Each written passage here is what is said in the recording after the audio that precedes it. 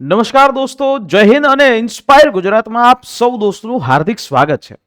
દોસ્તો, અત્યારે હાલ માર્કેટની અંદર એક અફવા પણ ફેલાયેલી છે કે ભારતની અંદર પેટ્રોલ અને ડીઝલ ખૂટી રહ્યું છે. આની પાછળ કારણ આપવામાં આવે છે ઈરાન ઇઝરાયલ યુદ્ધ વિશે.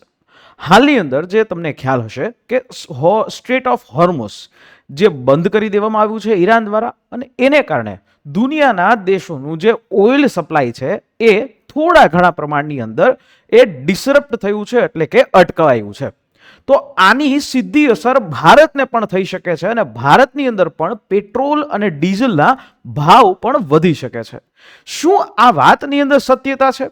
શું ભારતનું પેટ્રોલ ડીઝલ એ ખૂટી શકે એમ છે, ખૂટવા આવ્યું છે? શું હકીકત છે? એના ઉપર તમારા માટેનો આખો ડિટેલ એનાલિસિસ વિડીયો જે આ શરૂઆતથી લઈને અંત સુધી જોજો, જેમાં તમારા તમામ પ્રશ્નોના જવાબ મળી જશે. દોસ્તો, તમને ખ્યાલ છે કે લગભગ 28 ફેબ્રુઆરીથી ઇઝરાયલ અને યુએસ બંને સંયુક્ત રીતે ઓપરેશન ફ્યુરી જે છે, ઓપરેશન ફ્યુરી એ ઓપન કરેલું છે, લોન્ચ કરેલું છે ઈરાન ઉપર. અને ઈરાનના હાલના જે રાષ્ટ્રપતિ છે ખમેની, અયતોલ્લા ખમેની, એમનું મૃત્યુ કરી દેવામાં આવ્યું છે, એમને મારી નાખવામાં આવ્યા છે અને હવે એના સ્થાને બીજા પણ એ આવી ચૂક્યા છે. તો હવે પ્રશ્ન અત્યારે કે હાલ ઇઝરાયલ અને ઈરાનના યુદ્ધની વચ્ચે જેનો મૃત્યુ આંક સતત વધી રહ્યો છે અને દરરોજ કાંઈક ને કાંઈક નવી જે છે અપડેટ્સ જે આપણને મળતી રહી છે, કાંઈક ને કાંઈક નવી ન્યૂઝ છે આપણને મળતી રહી છે. એવામાં જો વાત કરીએ તો આપણા ભારતની સાથે પણ જોડાયેલી એક ખબર છે આપ સૌ લોકોએ જાણવી જરૂરી છે. ધ હિન્દુ બહુ પ્રતિષ્ઠિત એવું એક અખબાર કે જેમના દ્વારા એક અપડેટ આપવામાં આવ્યું કે ઇન્ડિયા પાસે હવે માત્ર 25 દિવસ ચાલે એટલો જ જથ્થો છે પેટ્રોલ ડીઝલનો, એટલે કે ક્રૂડ ઓઇલનો. તો શું હવે ભારતની અંદર પેટ્રોલ ડીઝલ એ ખૂટી જશે? આની ઉપર આપણે વાત કરીએ તો 25 દિવસનું ક્રૂડ ઓઇલ બચ્યું છે, આવી ખબર સાંભળીએ એટલે તરત જ આપણે બધા લોકો આપણા જે વ્હીકલ હોય, વાહનો હોય, એની ગાડી જે છે ફૂલ કરાવી લઈએ. અને ઘણી જગ્યાએ તો એવા પણ સિચ્યુએશન થઈ છે કે લોકો ટ્રેક્ટરો અને મોટા મોટા બ્લુ કલરવાળા ડ્રમ જે છે ભરી અને પેટ્રોલ ડીઝલ જે છે એને સ્ટોરેજ કરી રહ્યા છે. આ વસ્તુ જે કરવાથી હાલની અંદર ડિમાન્ડ જે છે સડનલી એ વધી જશે અને જથ્થો જે છે જે પ્રમાણમાં છે એ પ્રમાણે ભાવ પેટ્રોલ અને ડીઝલના પણ વધવાની શક્યતા ખરી છે. પણ હવે આખી વસ્તુ સમજો. આ બાબત આવી ક્યાંથી? તો કે મિડલ ઈસ્ટની અંદર, જે મધ્ય પૂર્વની અંદર ઈરાન ઇઝરાયલ યુદ્ધ ચાલે છે, એના વચ્ચે જે અલગ અલગ ઓઇલ ટેન્કર્સ છે એને અત્યારે ઓપરેશન હોલ્ડ કરી દેવામાં આવ્યું છે. સ્ટ્રેટ ઓફ હોર્મુઝની અંદર ઘણા બધા ઓઇલ ટેન્કરો ત્યાં એને લંગર છે નાખી દેવામાં આવ્યા છે, જેથી કરીને કોઈ મિસાઇલ છે એનો ઉપર અટેક ન કરે અને જેનું કારણે એ આખું શિપ ડૂબી ન જાય અને નુકસાની ન થાય એટલા માટે.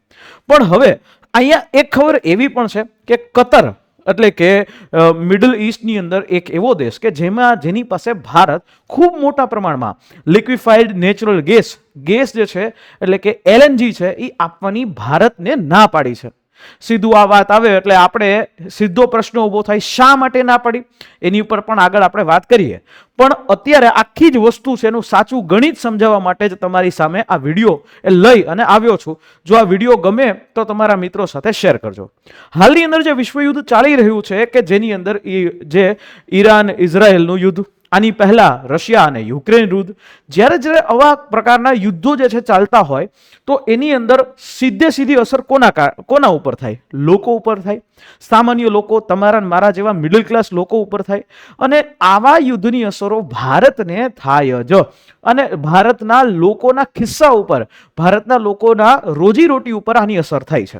હવે છે એવું, યુએસ દ્વારા ઓપરેશન એપિક ફ્યુરી જે લોન્ચ કરવામાં આવ્યું ઈરાનની સામે, અને એના કારણે આંતરરાષ્ટ્રીય બજારમાં ક્રૂડ ઓઇલના ભાવો વધી ગયા. શું કામ? કારણ કે જે સપ્લાય એ પૂરી પાડવી જોઈતી હતી, જેની રિક્વાયરમેન્ટ ડેઇલી હોય એના કરતાં ઓછી જે છે એ અત્યારે સપ્લાય મળી રહી છે. એટલે કે માની લો કે દરરોજ માની લો 100 બેરલની જરૂરિયાત હોય, એની સામે માત્ર 20 બેરલ જે છે 20 બેરલ ક્રૂડ ઓઇલ મળે તો અહીંયા ચોક્કસથી ભાવો વધે. અને એના કારણે ભારતની અંદર પણ આ વસ્તુ આવે. શું કામ? કારણ કે ભારત પોતાની લગભગ 80 to 85% જેવી જે ક્રૂડ ઓઇલની જરૂરિયાતો, પેટ્રોલ ડીઝલની જરૂરિયાતો એ બધી ઇમ્પોર્ટથી કરે છે પૂરી. ભારતની અંદર 140 કરોડ લોકો છે, એટલે આ 140 કરોડ લોકોની અંદર ધારો કે પેટ્રોલ ડીઝલના ભાવ વધે તો અલ્ટિમેટલી બધી જ ચીજ વસ્તુઓના ભાવો વધે. હવે એક ગણિત એ સમજી લો કે સ્ટ્રેટ ઓફ હોર્મુઝની અંદર અત્યારે કન્ડિશન શું છે. તમને ખ્યાલ હશે કે આ પર્શિયન ગલ્ફ છે અને અત્યારે અહીંયા જે છે ઈરાન છે. અહીંયા એક નાનકડી જે છે એક અખાત જેવું કામકાજ છે, જે અહીંયા ઓમાનનો અખાત એને કહેવાય છે, અને આ બેને જોડતી એક કડી છે. કડી એટલે કે સ્ટ્રેટ ઓફ હોર્મુઝ. હવે ભારત પોતાની 55% જેટલી ઇમ્પોર્ટ, ક્રૂડ ઓઇલનું ઇમ્પોર્ટ આ માધ્યમથી એટલે કે આ જગ્યાએથી કરે છે. બાકીનું અલગ અલગ જગ્યાએથી, જેમ કે સિંગાપુર છે, રશિયા છે, અલગ અલગ દેશોમાંથી પૂર્તિ કરે છે. વૈશ્વિક રીતે જોવા જાવ તો દરરોજના જે છે વૈશ્વિક રીતે 20% જેટલો ક્રૂડ ઓઇલનો જથ્થો એટલે કે અંદાજિત 2 કરોડ બેરલ એ ડેઈલી અહીંયાથી પસાર થાય છે. હાલની સ્થિતિ એવી છે કે આ જે ઈરાન અને ઇઝરાયલનું જે યુદ્ધ થયું એટલે લગભગ 3000 કરતાં પણ વધારે જહાજો, ઓઇલ ટેન્કરો આ વિસ્તારમાં અત્યારે એમનેમ ઊભા રહી ગયા છે.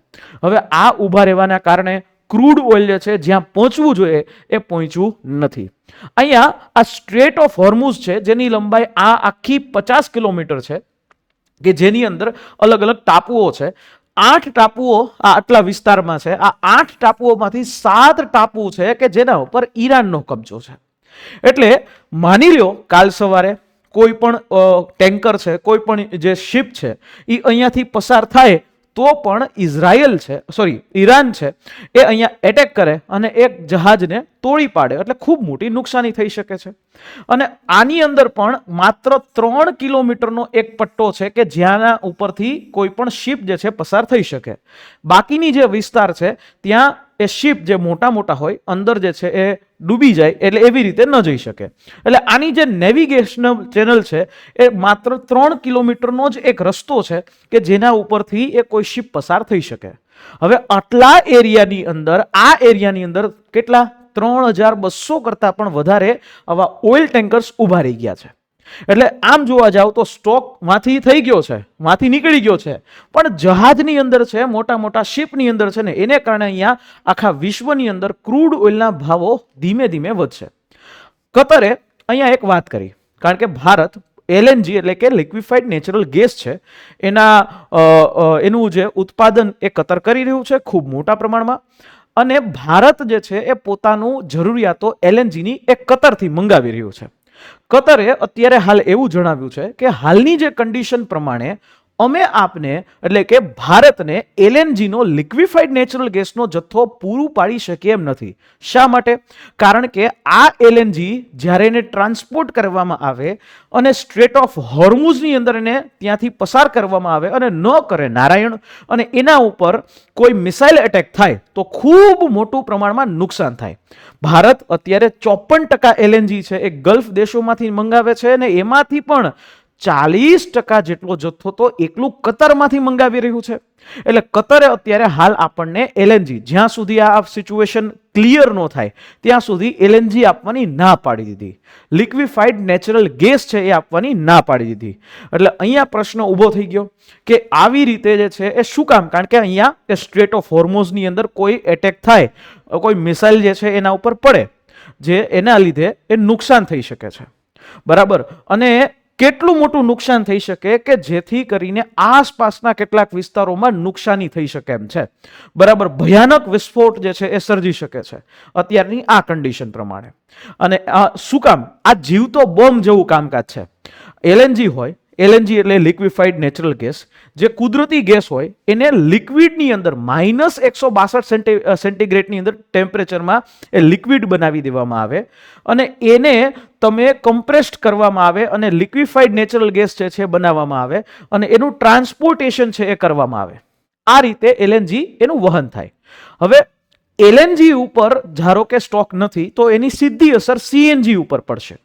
સીએનજી એટલે કોમ્પ્રેસ્ડ નેચરલ ગેસ. હાલમાં ભારતની અંદર ગેલ જેવી સરકારી સંસ્થાઓ છે એના ઉપર ગેસની સપ્લાય છે એ કન્ટિન્યુઅસલી બનાવી રાખવાનું દબાણ, પ્રેશર પણ છે. પણ પેટ્રોનેટ એલએનજી દ્વારા ફોર્સ મેજ્યોર એ જાહેર કરવામાં આવ્યું છે. આ એનો એક પ્રોટોકોલ હોય છે. જ્યારે યુદ્ધ જેવી પરિસ્થિતિ હોય ત્યારે કંપની જે છે એ ત્યારે કન્ટિન્યુઅસલી સપ્લાય જે છે બની રહે એની કોઈ ગેરંટી નથી આપતી, પરંતુ આવનારા સમયમાં જો કતર અને ભારત પોતાનો જે સ્ટોક રીસ્ટોક કરે ત્યાં સુધીમાં જો કોઈ વસ્તુ ન થઈ તો સીએનજીના ભાવ પણ વધી શકે છે. આયાત જે છે લાંબો સમય સુધી જો આપણને ન મળે તો, અને એને કારણે સીએનજીના ભાવો વધે તો સાથે સાથે આપણા જે રસોઈના રાંધણ ગેસ એટલે એલપીજી છે એના ભાવો પણ વધી શકે છે, ગેસનો બોટલ છે એના ભાવો પણ વધી શકે છે. પણ આ વાતની અંદર પણ સંપૂર્ણ સત્યતા નથી. શું કામ? આવો સમજાવું.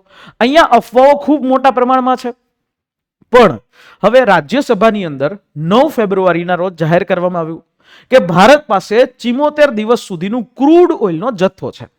અને ત્યારબાદ આજની હેડલાઇનની અંદર જે વાત કરે છે, આજની હેડલાઇનની અંદર સરકાર દ્વારા, પ્રેસ ટ્રસ્ટ ઓફ ઇન્ડિયા દ્વારા જાહેર કરવામાં આવ્યું કે 25 જ દિવસનું ક્રૂડ ઓઇલ છે. તો પ્રશ્ન ઉભો થયો, સાહેબ આટલો મોટો સ્ટોક ગયો ક્યાં? 49 દિવસનું ક્રૂડ ઓઇલ ગયું ક્યાં? આવો એની ઉપર વાત કરું. શું ભારતના ક્રૂડ ઓઇલ છે એની કાળાબજારી થઈ રહી છે? શું છે આ 25 દિવસનું શું ખેલ છે? તો આખી વાત સમજીએ. હવે કોઈ પણ દેશ હોય એ દેશ પાસે પોતાનો એક સ્ટ્રેટેજિક રિઝર્વ હોય, એટલે કે ક્રૂડ ઓઇલ. ભારત જેવો દેશ કે જે ક્રૂડ ઓઇલનું ખૂબ મોટા પ્રમાણમાં આયાત કરે છે, તો એ પોતાની પાસે કેટલુંક રિઝર્વ છે બનાવીને રાખે. આની પહેલા જ્યારે 1990ની અંદર આવી એક સિચ્યુએશન થઈ હતી, ગલ્ફ કન્ટ્રીઝની અંદર એક વોર ફાટી નીકળ્યું હતું, અને એ સમયે ભારત પાસે માત્ર 3 દિવસ ચાલે એટલો જથ્થો ક્રૂડ ઓઇલનો હતો. અને આર્થિક રીતે જોવા જાવ તો આપણી જે છે ઇકોનોમી ડાઉન થઈ જાય એમ હતી, કારણ કે આપણી આખી ઇકોનોમી છે એ ટ્રાન્સપોર્ટેશન ઉપર આધારિત છે, દરેક વસ્તુ માટે જોશે, અને જો જથ્થો જે છે એ ઘટી જાય તો એના કારણે ઇકોનોમી ડાઉન થઈ જાય. આમાંથી ભારત સરકારે શીખ લીધી, અને એ વખતે વડાપ્રધાન હતા અટલ બિહારી વાજપેયી. અટલ બિહારી વાજપેયીએ આ ઘટનામાંથી બોધપાઠ લઈ અને એક કામ કર્યું, અને એ કામ છે strategic oil reserve. Strategic oil રિઝર્વની અંદર સરકાર જમીનની નીચે કેટલીક જગ્યાએ પોતાના એવા જગ્યાઓ સ્ટોરેજ બનાવ્યું હોય કે જેમાં બેરલના બેરલ સરકાર એક પોતે સ્ટોર કરે, જેથી કરી માની લ્યો કે કાલ સવારે જરૂરિયાત પડી, કોઈ સમય એવો આવ્યો, સંકટ સમય આવ્યો, તો એમાંથી આપણે બહાર કાઢી શકીએ અને દેશની જે વ્યવસ્થા છે ફરી પાછી ચલાવી શકીએ. એટલે આ સ્ટ્રેટેજિક ઓઇલ રિઝર્વ છે એ બનાવવાનો નિર્ણય એ લેવામાં આવ્યો. 1998માં કામ શરૂ થયું, 2004માં સત્તાવાર મંજૂરી મળી, અને હાલની અંદર ભારત પાસે પોતાનો સરકારી જે સ્ટ્રેટેજિકલી ઓઇલ રિઝર્વ મેંગલોર, પાદુર અને વિશાખાપટ્ટનમ આ 3 જગ્યાએ છે. જોવા જાવ તો આંતરરાષ્ટ્રીય ઉર્જા એજન્સી છે એના નિયમ મુજબ 90 દિવસનો કોઈ પણ દેશ પાસે ઓઇલ રિઝર્વ છે, એટલે કે આ સ્ટ્રેટેજિક ઓઇલ રિઝર્વ હોવો જોઈએ.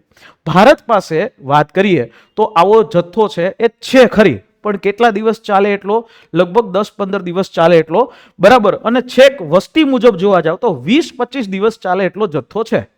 આટલી જગ્યાએ તમને આ જોવા મળશે, જમીનની અંદર હોય, જેથી કરીને કોઈ નુકસાન ન થાય. મોટી મોટી ગુફાઓની અંદર આ જથ્થો એ રાખવામાં આવ્યો હોય.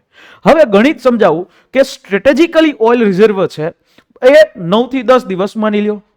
એની સાથે સાથે જે કંપનીઓ છે જેમ કે IOCL છે, રિલાયન્સ છે, એ કંપનીઓ પણ 24 કલાક ઓપરેશન ચાલુ રહે એ પણ પોતાની રીતે રિઝર્વ રાખતું હોય. તો જે 75 દિવસની વાત છે, તો આ બધું ભેગું કરી અને ભારત પાસે કાંઈ ન કરે ને, કાલ સવારે એક ટીપું પણ ઓઇલનું ઇમ્પોર્ટ ન થાય તો પણ ભારત પાસે 74 થી 75 દિવસ ચાલે એટલો ક્રૂડ ઓઇલનો જથ્થો આજની તારીખે છે. એટલે એમ માનવામાં આવે જે અફવાઓ છે એ અફવાઓ ખોટી છે. ભારત પોતે કોઈ પણ રીતે આ જથ્થો છે એ વ્યવસ્થિત મેન્ટેન એ કરી શકે છે, આપણી પાસે થઈ શકે એમ છે. આ કેના જેવું છે? FD જેવું છે કે FD આપણે સંકટ સમય માટે બચાવીને રાખીએ. તો એવી જ રીતે અહીંયા પણ સરકારની અને કંપનીઓની FD હોય જ છે, એડવાન્સની અંદર પોતે એ કામ કરી શકે, એટલે પોતાનો કંપનીઓનો પણ પોતાનો રિઝર્વ હોય છે. એટલે આ વસ્તુ થઈ. સાથે સાથે અત્યારની જે માર્કેટ સિચ્યુએશનની અંદર થોડા સમય પહેલા USA ભારતને ઉપર ટેરિફ લગાડવામાં આવ્યો હતો, અને એ ટેરિફના કારણે ભારત રશિયા પાસેથી ક્રૂડ ઓઇલ લઈ શકતું નહોતું. આવી એગ્રીમેન્ટ પણ સાઇન થયા, અને હાલ USA પણ પરમિશન આપી દીધી કે આ સિચ્યુએશનમાં રશિયા પાસેથી ભારત ક્રૂડ ઓઇલ લઈ શકે છે. અને આ ખાલી એક દેશો નહીં, 40 અલગ અલગ દેશો સાથે અને અલગ અલગ દેશોની સાથે સાથે રશિયા સાથે પણ આપણે બહુ સારા એવા સંબંધો છે. કાલ સવારે આ જગ્યાએથી ક્રૂડ ઓઇલ નહીં આવે તો આપણે રશિયા જે છે ત્યાંથી આપણે ક્રૂડ લઈ આવશું. અને આની સાથે સાથે રશિયાના રાજદૂતોએ પણ આશ્વાસન આપ્યું કે ભારતને જ્યારે જરૂર પડે ત્યારે અમે બનશે એટલું ક્રૂડ ઓઇલ છે એ આપવા માટે ઈચ્છીએ છીએ. રશિયાનો સાથ હંમેશા આપણને રહ્યો છે. અને આની સાથે સાથે આવું ગ્લોબલ જે કન્સર્ન હતું કે જે રશિયા જે છે એ દુનિયાના અલગ અલગ દેશોને સિંગાપોર સુધી જે છે પોર્ટ દ્વારા ત્યાંથી એ ક્રૂડ ઓઇલ તો વેચે છે. હવે સિંગાપુરથી કેટલાક જહાજો ભારતના પારાદીપ બંદર ઉપર એ ઉતર્યા છે. આ વસ્તુ જે હાલ અત્યારે માર્કેટમાં ચર્ચા છે, હાલ સત્યતા છે કે નહીં ખબર નથી, પણ માર્કેટમાં ચર્ચા છે. એટલે આ જગ્યાએ હવે ઈ પારાદીપ ઉપર ઉતરા હોય તો એનો મતલબ એવો થયો કે રશિયાથી આવું ક્રૂડ ઓઇલ છે એ ભારત પાસે આવી પહોંચ્યું છે. સાથે સાથે એક નવો રસ્તો પણ ખોલ્યો, વેનેઝુએલા. તમને ખ્યાલ હશે તાજેતરમાં વેનેઝુએલા યુએસએ આખું ટેક ઓવર કરી લીધું છે. યુએસએ પોતાના પ્રતિનિધિ મોકલી અને વેનેઝુએલાની કંપનીઓને કહી દીધું છે બને એટલી ફટાફટ ઝડપથી પ્રોડક્શન ચાલુ કરી દો અને દુનિયાના દેશોને જેને જેને જરૂર પડે એને માટે તમે ક્રૂડ ઓઇલ છે એ ત્યાંથી મોકલો.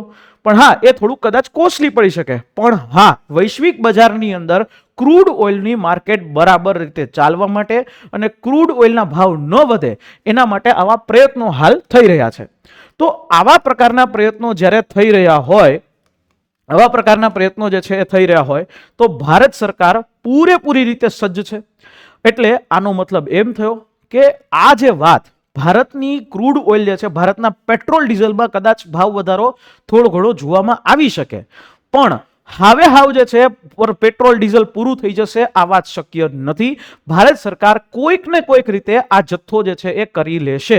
એટલે કોઈએ પણ પેનિકની અંદર ઉતાવળ જે છે કરવાની જરૂર નથી મારા મિત્રો. અને હા, આને ઉતાવળ કરશો તો જેને કારણે તમે પેટ્રોલનું સ્ટોરેજ કરી લેશો તો આ બધી વસ્તુને કારણે જ ભાવ વધશે.